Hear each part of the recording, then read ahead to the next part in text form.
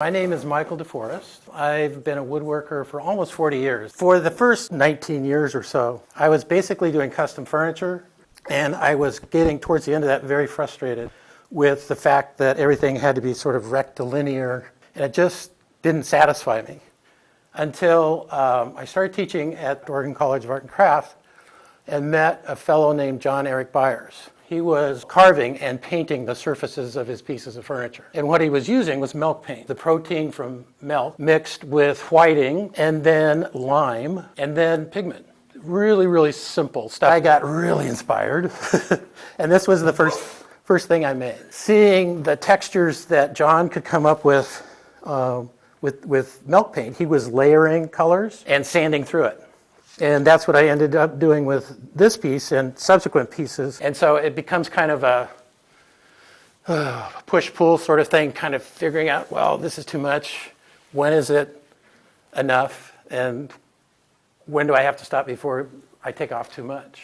I started thinking about doing pieces in black and white. I found this book, which is called Least Wanted. And it's a 100-year collection of mugshots. This was a continuation of the mugshots from my parents' 60th wedding anniversary, and this is my Uncle Lynn.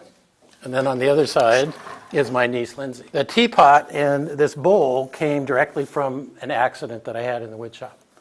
It was a life-threatening cut that I made on my wrist, and eventually a plastic surgeon who had experience with artery surgery made it whole. So from that, I started thinking about things being repaired or in parts that were all made of parts, and that those parts put together create somewhat of a functional whole or something that is greater than the individual parts by themselves. In 2009, I had the opportunity to go to Africa and learn from Ghanaian coffin makers the technique of making representative form out of segments. So this piece, I used the coffin making technique to make the torso. So on the exterior of the torso, it's all carved and painted and finished.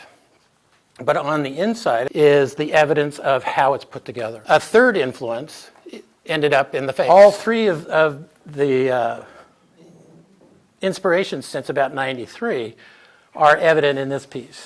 The milk paint, the coffin building technique, and then the marquetry. I'm a person that's very interested in process and making process evident in my work, and I feel that that's as important to the piece as the finished surface.